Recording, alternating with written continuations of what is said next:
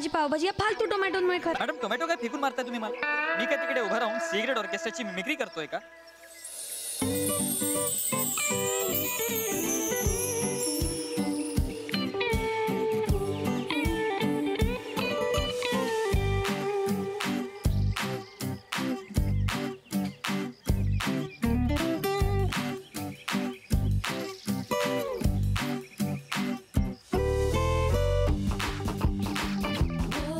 Sorry, मी फेकलेला tomato नेमकं तुम्हाला लागला. खरंच सॉरी.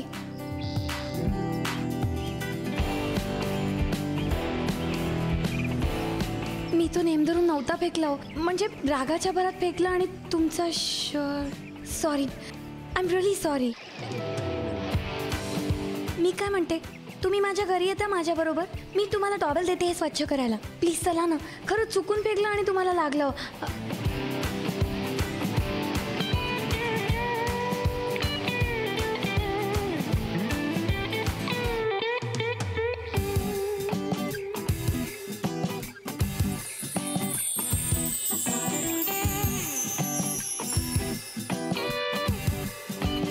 येताय ना घरी?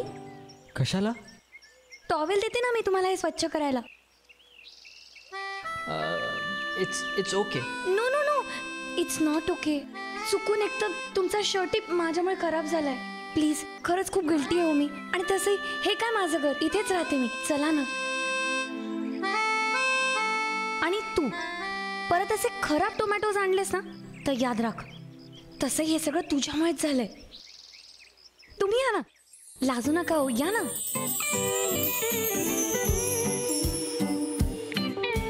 इथेच जायचंय.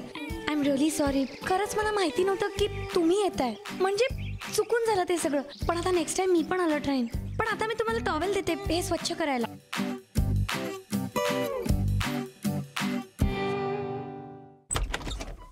या ना प्लीज. प्लीज तुम्ही लाजू नका हो. या ना, या प्लीज या. हे बघा, मी खरंच तुम्हाला रिक्वेस्ट करते, तुम्ही प्लीज घाबरू पण नका. नाही म्हणजे मी तुम्हाला असं टोमॅटो फेकून मारला म्हणजे मी काय वेडी नाही आहे. जे काय झालं ना ते रागाच्या भरात झालं. नाही नाही, म्हणजे याचा अर्थ असं नाही की मला नेहमीच राग येतो. काल ते सॉरी नॅपकिन मी आलेच.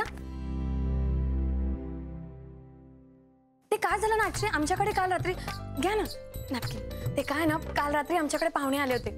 जेवताना म्हणाले की अरे वा, पाव किती छान केले. तेव्हा मला लक्षात आलं की माझी भाजीच फसली होती. म्हणून तर आज त्याला रागवायला गेले होते मी. द्या ना, मी पुसते. तसं ना, सॉरी, मी केअरफुल राहायला हवं होतं. पण मला खरंच माहिती नव्हतं तुम्ही येताय तिथून. एका वॉशमध्ये हा टोमॅटोचा डाग अगदी स्वच्छ निघून जाईल बघा. मला काहीही ऐकायचं नाही. निलिमा, अगं तुला कुणी सांगितलंय नीतूसाठी ऑनलाईन मॅरेज बरोबर मुलगा शोधायला? हा, कारण ओळखीच्या सगळ्यांना तिने नकार देऊन झालाय. त्यामुळे तिचं आता लग्न ठरणार ते ऑनलाईनच. म्हणूनच मी कम्प्युटरचा कोर्स केला ना. हे बघ निलिमा, पण तू जे स्थळ बघितलेस ना, जो मुलगा बघितलास तो मला अजिबात पसंत पडलेला नाहीये. अगं तो युगांडामध्ये राहतो.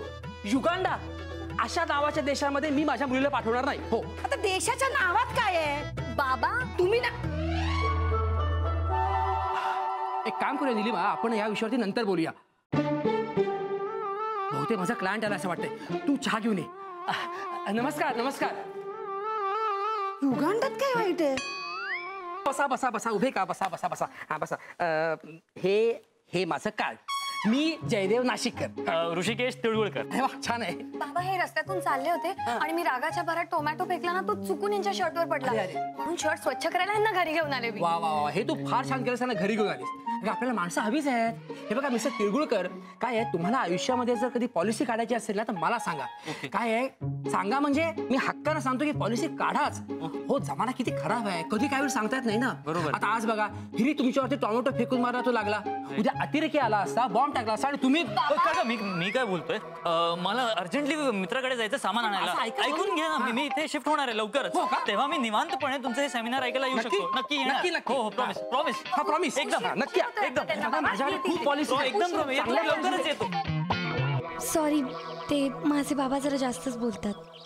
हा माझा भाऊ नागेश. हाय नागेश.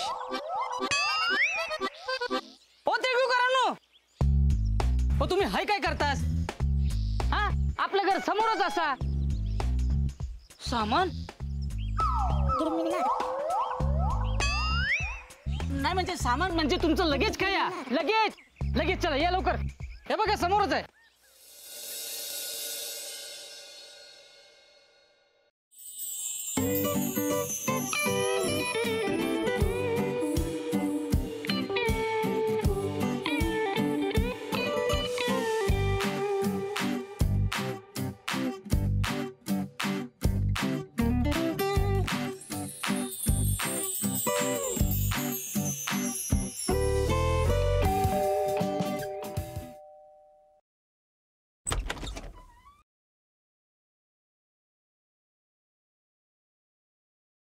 सर तुम्ही इथे अचानक? अरे ही माझी प्रॉपर्टी आहे, म्हणजे मी केव्हाही येऊ शकतो ना.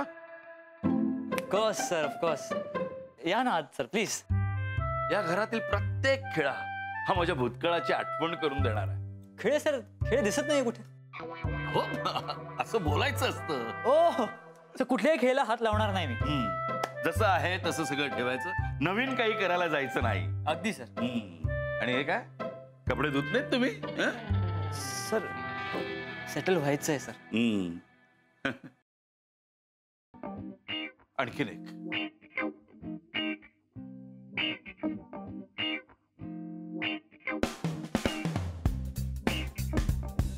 ही खोली काय सर यात? ही खोली कधीही उघडू नकोस.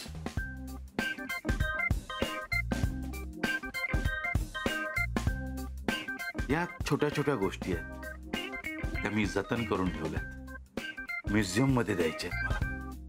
नाईस. आता सगळ्यात महत्वाची गोष्ट काम.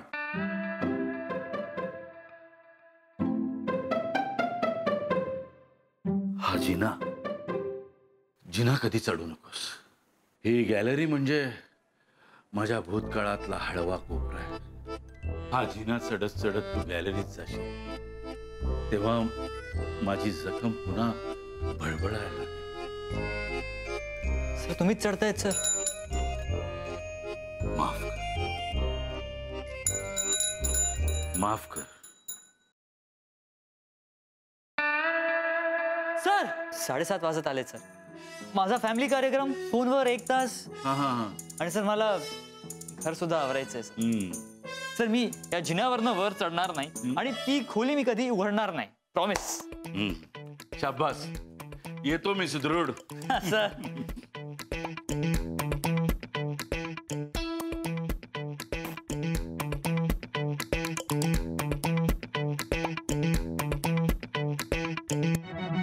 थँक्यू पप्पा.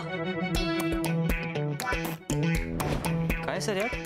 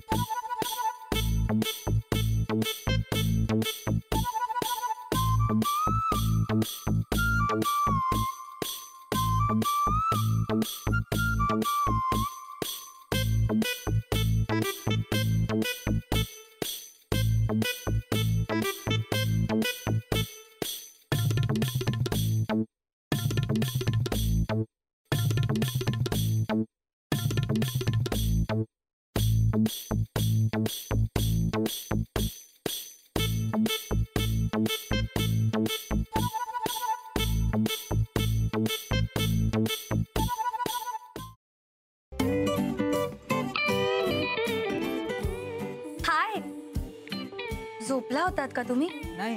म्हणजे मी डिस्टर्ब नाही केलं तर तुम्हाला? डिस्टर्ब तर केलं. मला वाटलं होतं की निदान तुम्ही तरी आभासला ऐकत नसाल, पण तुम्ही सुद्धा यांच्यासारखेच निघालात. मला खरंच कळत नाहीये की मी हे मॅगझिन कसं सुपरहिट करणार आहे. तुमच्यासारख्या अतिसामान्य लोकांना बरोबर घेऊन मी कसं असामान्य काम करू